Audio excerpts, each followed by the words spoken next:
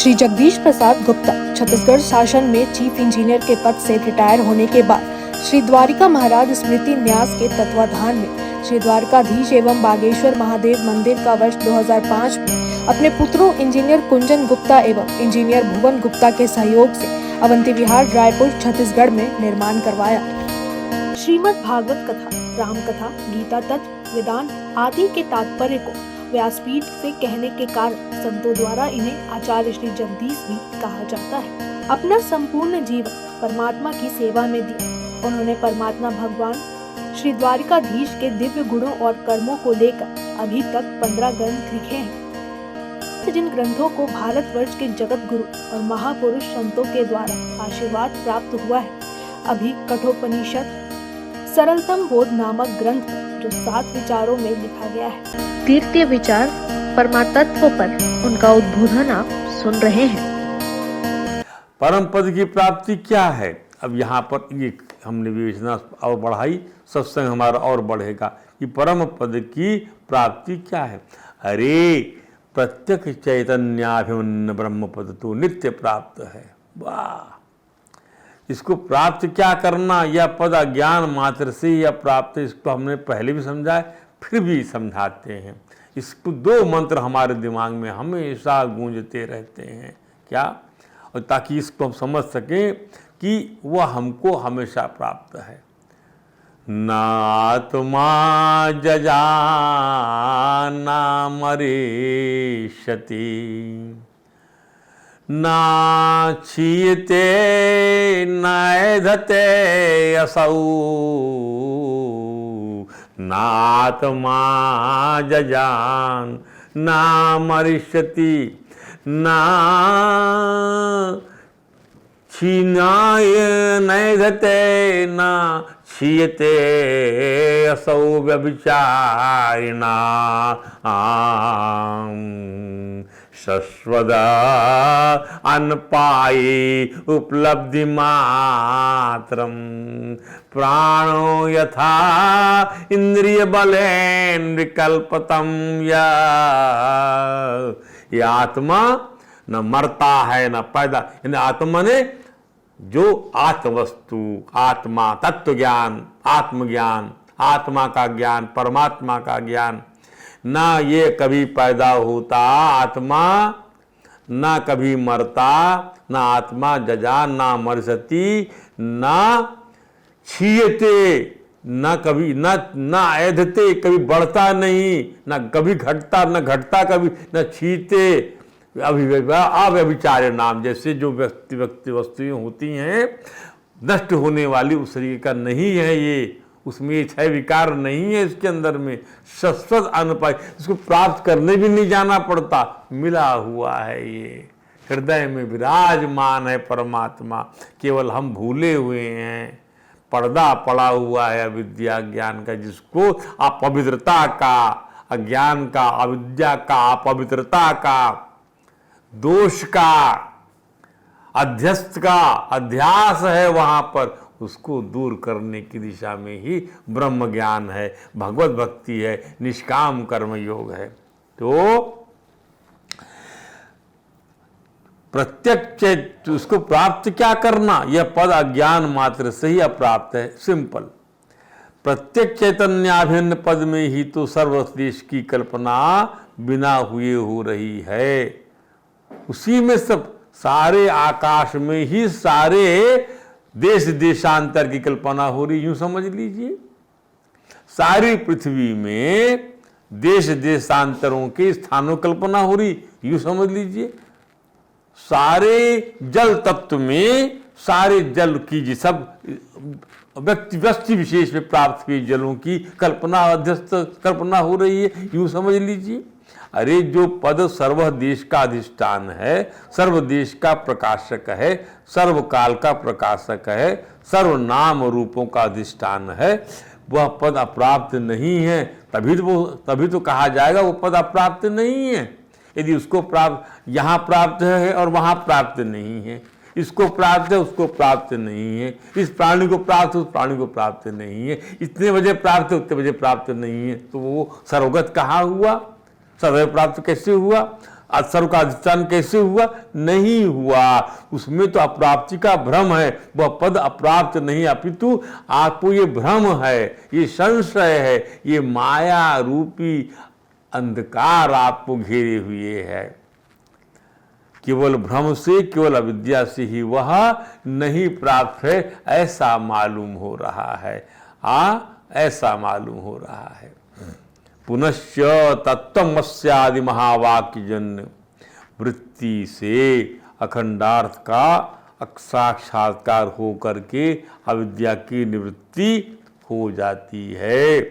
तो आत्मा का जो अलाभ है, अप्राप्ति है, उसमें केवल अविद्या मात्र व्यवधान है, जो वेदांत के इस प्रवचनों से आपको प्राप्त हो रहा है। ये विद्या आपको विद्या प्राप्त है। अविद्या दूर होते ही, अंधकार दूर होते ही, छाया दूर होते ही आप प्रकाश की सत्ता के साथ में एकाग्र हो जाएंगे। ध्यान दीजिए। और उस व्यवधान को निवृत्त करने वाली ये जो विद्या जो है, यही विद्या बताई जा रही है आपको, जो उस व्यवधान को दूर कर सकेगी, आपके छाया भाव को दूर कर सकेगी। विद्या निवृत्ति में अंतःकरण की शुद्धता की अहम भूमिका है। आहार शुद्धि, ध्यान दीजिए, आहार शुद्धि, कर्म शुद्धि जो आपको बताई गई है। आहार शुद्धि, कर्म शुद्धि, और क्या बताया गया आपको? भाव शुद्धि आदि, आश्रय शुद्धि, सब होना चाहिए आपकी, ये सब बताया गया। तो अंतःकरण की शुद्धता में अहंकार शुद्धता की भूमिका वेरी सिग्निफिकेंट है। पवित्रता की यह की जो स्थिति है वेरी सिग्निफिकेंट, पवित्र होना चाहिए। युक्त मन की और विवेक संपन्नता की भी तीव्र आवश्यकता है। साधक के लिए, साधना के लिए, जिज्ञासा के लिए, जिज्ञासु के लिए इस सभी क्रिया विशेषणों की अनिवार्यता है। तभी साक्षात्कार की संभावना प्रबल होती और उसके साक्षात्कार में अविद्या की निवृत्ति हो जाएगी। अब भगवान यम ने कहा यस्मात् भूयो न जायते, वहां से फिर आना जाना नहीं पड़ता। ये भी कहा गया ना मंत्र में, यस्माद यानी क्या कहा गया? वहां से सातु तत्पदम आपनुति, उस पद को प्राप्त करके वह पवित्र अंतःकरण वाला, वह युक्त मन वाला, वो समता की चित्त वाला, वह विज्ञानवान जिसको बोध है कि मुझे भगवत प्राप्ति करना है, वहां जाकर लौट कर नहीं आता। क्योंकि उसका जो सारथी कौन बन गया? उसने अपने सारथी को विवेक सम्मत बना लिया, अपनी बुद्धि को जो चयन करने में, और प्रग्रहवान मनाहा, उसके अपने मन को, लगाम को पकड़ने वाला, इंद्रियों को साधने वाला बना लिया। सुअधना, ऐसा व्यक्ति ही परमात्मा को प्राप्त कर सकता है। इसी प्रश्न को राजा अर्जुन ने यूं कह दिया था कि भाई मन को हम नहीं साध सकते। यहाँ पर भी आप कह सकते हैं कि भाई हम कैसे साध लें इंद्रियों के घोड़ों को, लगामों को? वो तो घोड़े भागते ही रहेंगे, विषयों को देखकर उनकी भागना स्वभाव है, और हम इतना बल हमारे पास में नहीं है, हम तो भटक जाएंगे। तो भगवान ने कहा भाई देखो, यदि आपको मुझे प्राप्त करना है तो आपको मन को अभ्यास में लाना ही पड़े, अभ्यास के जरिए और वैराग्य के जरिए। ये कहा नहीं भगवान ने, और कहा भी कि आप जो कह रहे हैं मैं इनकार नहीं करता। क्या कहा भगवान ने? जब राजा अर्जुन ने कहा कि मनाहि चंचलम कृष्णा प्रमाथि बलवाधृणम,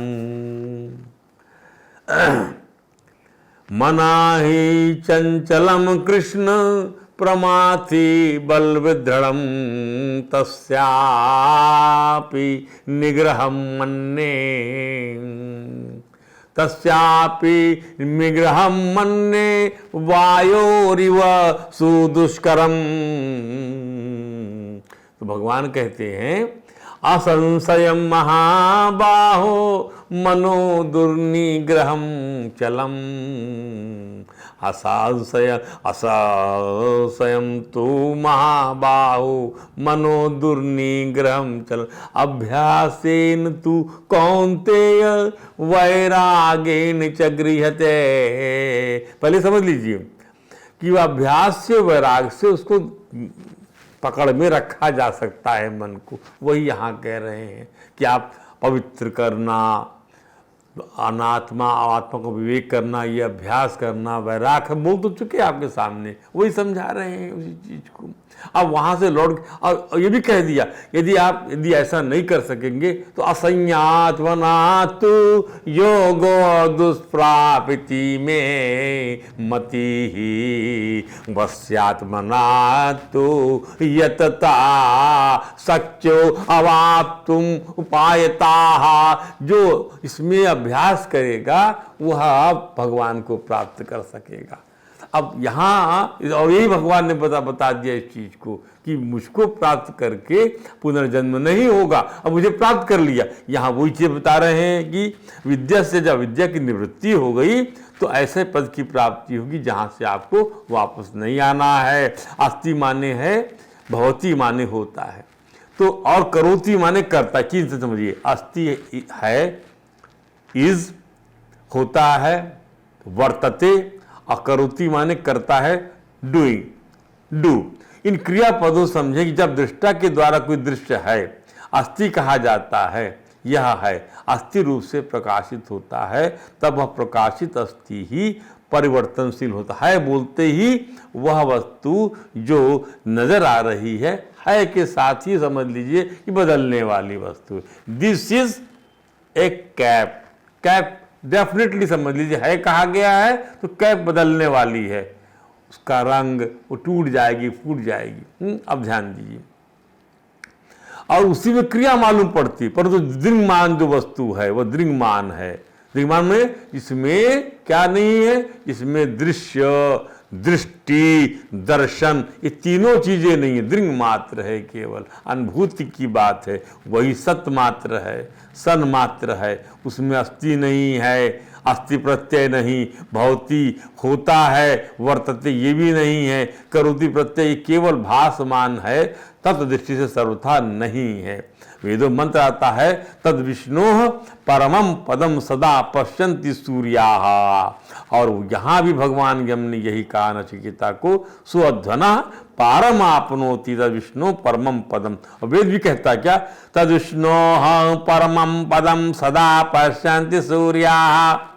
वह विष्णु का परम पद है और सदा उसको सूर्य जो ज्ञानमान जो लोग हैं वो उसको देखते हैं। जिसका सारांश ये हुआ कि जिसका सारथी विज्ञानवान है, समनस्क है, सदा पवित्र है, वह इस संसार के पार जाकर भगवान विष्णु के परम पद को प्राप्त कर लेता है। वो जहाँ से आना जाना नहीं होता। अरे विष्णु जी का घर ही तो हमारा असली घर है। हमारी यह भ्रांति कब दूर होगी कि हम किसी पराए घर में नहीं हैं कि आना पड़े। इस पर संत लोग एक उदाहरण देते हैं कि एक आदमी था, कोई नशा ले लिया उसने और समझने लगा कि हमारा घर नदी के दूसरे पार में है और हम नदी के इस पार आ गए। अब वह चिल्लाए कि नाव लाओ, नाव लाओ, मुझे उस पार जाना है, मेरा घर उस पार है। तब घर वालों ने कहा, भैया तुम्हारा घर नदी के पार नहीं, तुम अपने ही घर में हो, तुम्हें भ्रम हो गया है। ये कैसे समझाया जाए? ऐसे नशेड़ी को उसके नशे के उतर जाने की प्रतीक्षा ही इसका तरीका है, उसका नशा उतर जाए। न तो उसे नाव की जरूरत है और वह अपने ही, क्योंकि वह अपने ही घर में है।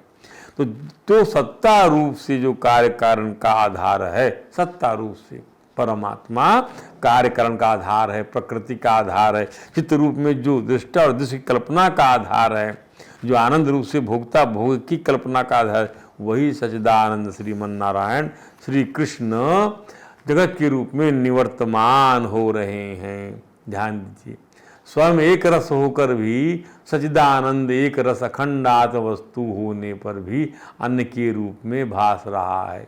तो यह जो अन्यथा आभास रहा है विश्व, इसको आभास तक ही रखना है।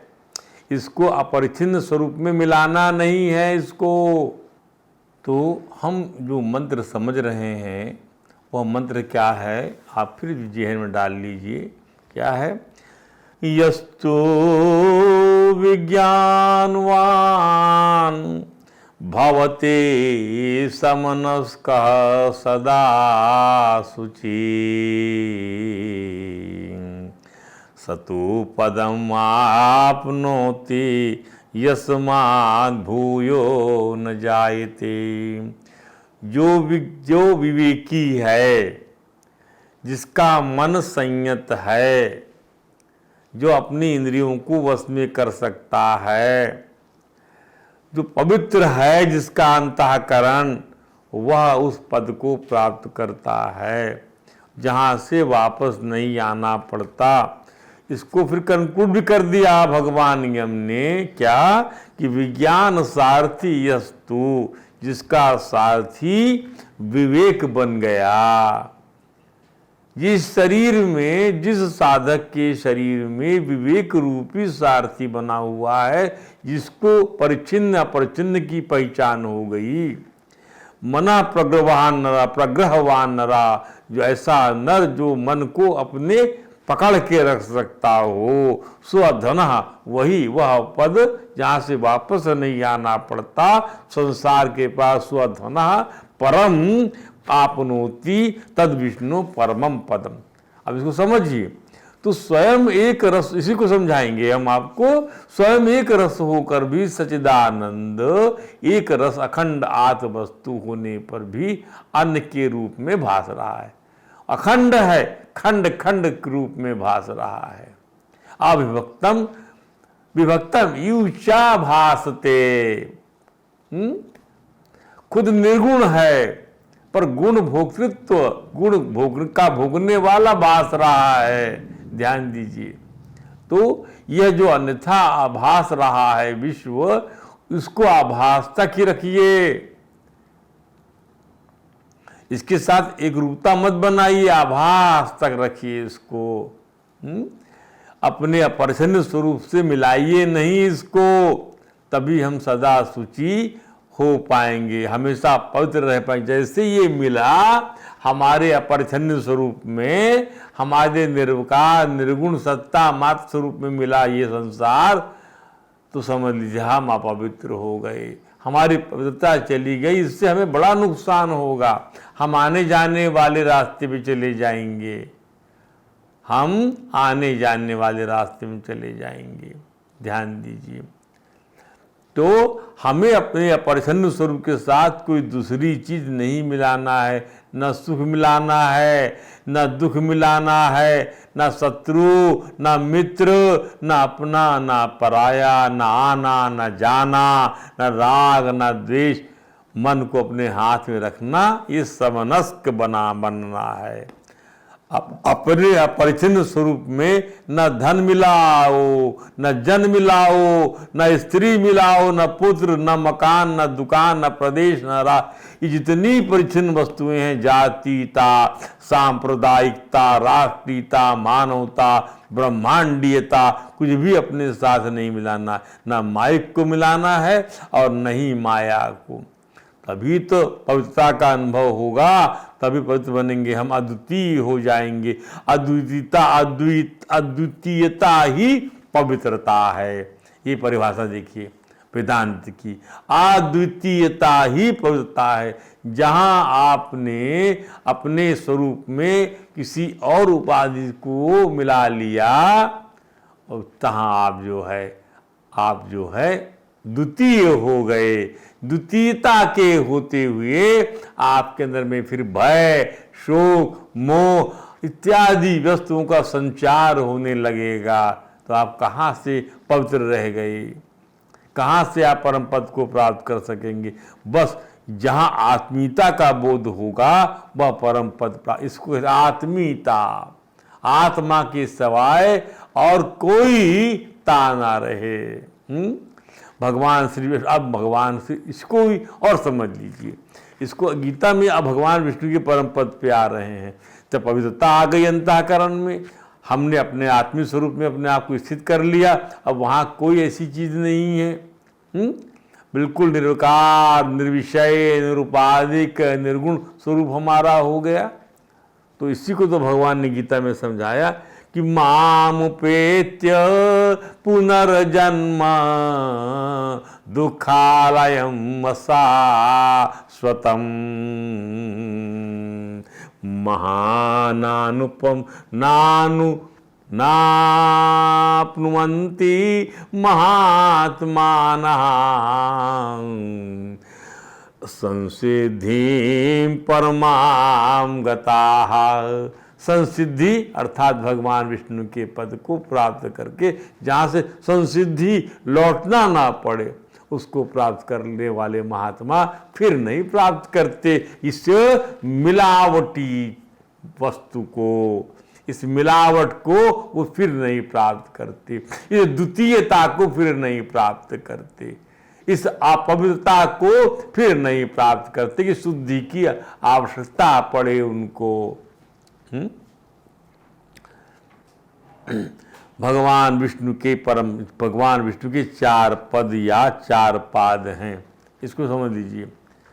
तद क्या कहा है भगवान वयम ने, ये कहा कि न तु सत आपनोति यस्माद भूयो न तद विष्णु परमम पदम। वह भगवान विष्णु का परम पद है। क्या है भगवान विष्णु का परम पद? तद्धाम परमम मन में कहा गया कि नहीं? क्या इसको क्या कहा गया? इसको जहाँ से वापस नहीं लौटना पड़ता वह मेरा धाम है। ब्रह्मलोक तक के सब धाम जो है, लोक जो है आने जाने वाले हैं, परंतु मुझको प्राप्त करके आपको जो है पुनर्जन्म जो है नहीं प्राप्त होता, जो दुखालय है।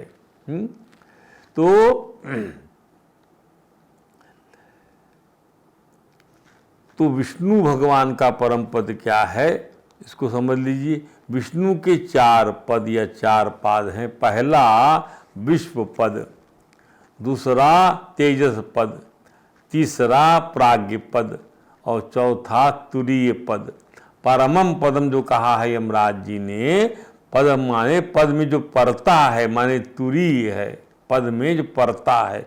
विष्णु शब्द का अर्थ बताते हैं कि जो सारी दुनिया को घेरे हुए हैं उसको बोलते हैं विष्णु। जो सारी दुनिया को, सारे ब्रह्मांडों को घेरे हुए है उसको बोलते हैं वेरु। बेबेष्टि विश्वम, बेबेष्टि माने घेरा है, जो बेबेष्टि विश्वम जो विश्व को घेरे हुए है। जैसे वेष्टन माने क्या? कवर। हम पुस्तक में कवर चढ़ाते हैं तो कवर जो है पुस्तक से बड़ा साइज का होता है, ऐसे ही भगवान है, वेष्टन है भगवान। इसलिए इनका नाम विष्णु है कि सबको आवृत करके जो है फिर भी बड़े रहते हैं। जैसे कवर जो है पुस्तक को चढ़ाने के बावजूद भी कुछ बचा रहता है, उससे बड़ा होता है तभी चढ़ पाता है, उस पर वेष्टित हो पाता है। और यदि आप ध्यान दें, वेष्टन बड़ा होता है, पुस्तक छोटी होती है। इसी प्रकार जो वह दृश्य प्रपंच है, इसको पुड़िया में लपेटकर दवा की तरह जिसने अपने भीतर रख छोड़ा है, संत लोग कहते हैं वही श्रीमन नारायण विष्णु है। इस पूरे प्रपंच को पुड़िया में लपेट के अपने भीतर रख छोड़ा। इसलिए प्रलय की स्थिति में, महाप्रलय की स्थिति में सारे की सारा 14 लोक के प्राणी, ये सब के सब जो है सब भगवान के अंतर में प्रवेश कर जाते हैं। पुड़िया शरीर के अंतःकरण में जब भगवान महा सृष्टि करते हैं, ये सब निकल के बाहर आ जाते हैं। आप विचार करिए। तो समझिए इस चीज को। संत लोग कहते हैं कि वही श्रीमन नारायण विष्णु जो सारे प्रपंच को लपेट कर अपने भीतर रखा हुआ पुड़िया में। और समझिए, जैसे घड़े को मिट्टी घेरे हुए है, घड़े को मिट्टी वेष्टित किए हुए है, मिट्टी घड़े की विष्णु है, ये समझ लीजिए। घड़े को मिट्टी ने घेरा हुआ है, तरंग को पानी घेरे हुए है, पानी तरंग के लिए विष्णु है। और समझिए जैसे घड़े को, जैसे लपट को अग्नि घेरे हुई है, लपटों के लिए अग्नि विष्णु है, घेरे हुई है लपटों को, और दृश्य को दृष्टा घेरे हुई है, सांस को हवा घेरे हुए है। ध्यान दीजिए, सांस के लिए हवा विष्णु है, घटाकाश के लिए महाकाश विष्णु है, दृश्य को दृष्टा घेरे हुए है, इस दृश्य को दृष्टा घेरे हुए है। ध्यान दीजिए, दृश्य को किसने घेरा हुआ? दृष्टा घेरे हुए है। आंख घेरे हुए है दृश्य को, तो आंख को कौन घेरे हुए? आंख का प्रकाशक घेरे हुए है, सूर्य घेरे हुए है आंख को, वो उसका विष्णु है। तो अपना स्वरूप तो जैसे आदि को अनादि घेरे हुए है, अंत होने वाले को अनंत ने घेरा हुआ है, वैसे ही ये अपना स्वरूप जिसके बाहर दूसरी कोई वस्तु है ही नहीं। अपना स्वरूप भगवान विष्णु का स्वरूप, उसके बाहर कोई वस्तु नहीं है, सब पुड़िया शरीर के तो हमने घेरा हुआ है, और हमारा इससे कोई लेना देना नहीं है, इससे हम निरपेक्ष हैं। जिसके बाहर कोई दूसरी वस्तु है ही नहीं, उसका नाम है श्री विष्णु का परम पद। भगवान यम ने नचिकेत के माध्यम से मनुष्य मात्र को समझाया कि अगर हम इस अद्वितीयता की उपलब्धि कर लिए, अपने स्वरूप को जान लिए, तो न कहीं जाना है, ना कहीं आना है, ना उठना है, ना बैठना है, ना अपना है, ना पराया है, सब कुछ ज्यों का त्यों परमात्मा का स्वरूप है। भगवान यम ने शरीर के लिए रथ के रूपक को प्रस्तुत किया, ठीक, भगवत प्राप्ति के लिए विज्ञान को जीवन का सारथी बनाने का आग्रह किया, मूर्खतापूर्ण कार्य से दूर रहने का मंत्र दिया। आध्यात्मिक दृष्टिकोण के अनुसार मूर्खतापूर्ण काम है अपने को स्थान, किसी व्यक्ति के साथ, किसी वस्तु के साथ, किसी व्यक्ति के साथ, किसी वस्तु के साथ, किसी परिस्थिति के साथ बांध देना कि इसके बिना तो हम रह ही नहीं सकते, इसके बिना तो हम रह ही नहीं सकते। श्रीमान रामाचार्य जी की कहा, ऐसी कोई परिस्थिति नहीं है जिसको हमने सहकर देख ना लिया हो। हमने जन्म सहे, हमने मृत्युओं को सहा है, हमने नरक सहे हैं, हमने कीड़े मकोड़ों की योनियां सही हैं, ऐसी कोई परिस्थिति नहीं है जिसको हमने सहन नहीं किया। पत्नी को मरते देखा, पति को मरते देखा, बेटे को मरते देखा, धन को जाते देखा, वस्तुओं को, दोस्तों को बिछुड़ते देखा, ऐसी कौन सी स्थिति है जिसको हमने सहन ना किया हो, देख ना लिया हो। अस्तु विज्ञान को अपना सारथी बनाना है, विवेक को अपना सारथी बनाना है, जो रहने वाली वस्तु और न रहने वाली वस्तु में भेद कर सके। हमारे जीवन का यही विज्ञान है कि हमने कितनों को छोड़ दिया है, कितनों को पा लिया है, कितनों के बिना रह चुके हैं। हमारी बुद्धि को संसार के संबंध में बड़ा भारी विज्ञान प्राप्त हुआ है, उसका लाभ आया है। किसी स्थान में, किसी वस्तु में, किसी व्यक्ति में, किसी परिस्थिति में अपने को बांधना नहीं है। ऐसी विवेकशील बुद्धि मन को वश में करने, इंद्रियों को विपरीत मार्ग से हटाने के लिए होती है। इस पर जिज्ञासा होती है क्या कि स्वभाव से ही दुष्ट और बलवान इंद्रियों को उनके प्रिय और अभ्यस्त असत मार्ग से किस प्रकार हटाया जाए। अतः इसकी तांत्रिक विवेचना के लिए भगवान यम कहते हैं क्या कि इंद्रियेभ्यः पराहर्षा अर्थेभ्यश्च परम मनाहं मनसस्तु परा बुद्धि बुद्धे आत्मा महान पराः। इंद्रियों से इनके उपादान अर्थात जिससे इंद्रियां बनी तन्मात्राएं बलवान हैं, ध्यान दीजिए, और तन्मात्राओं से मन प्रबल है और मन से भी बुद्धि परे है, बलवान है। तो बुद्धि से महान आत्मा अत्यंत श्रेष्ठ बलवान। तो इंद्रियों से जो बलवान है, अब वो देखिए, आंख से बलवान है रूप, तभी तो रूप खींच के ले जा रहा है ना, इंद्रियों को बलवान है। कर्णेंद्रिय से बलवान है शब्द, खींच के ले जा रहा है ना कर्ण को। गंध बलवान है, नासिका से गंध की तरफ चला जा रहा है, नासिका का भाव। तो तन्मात्राओं से मन प्रभाव